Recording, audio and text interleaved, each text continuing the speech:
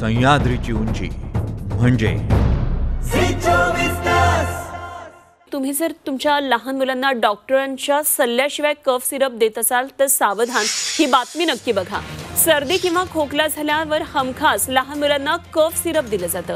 मेडिकलमधून किंवा जाहिराती पाहून विकत आणलेलं कफ सिरप हे बाळांना दिलं जातं, पण हेच कफ सिरप जीवावर सुद्धा बेतू शकतं। आणि असाच एक प्रकार मुंबईतल्या एका नामांकित डॉक्टरच्या 2.5 वर्षाच्या नातवासोबत घडलाय।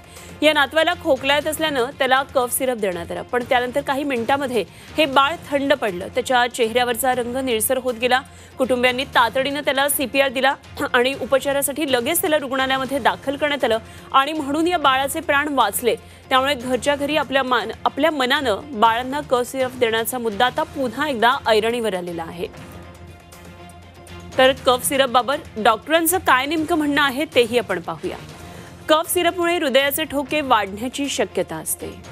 कफ सिरपमुळे बाळांना सुस्ती येऊ शकते।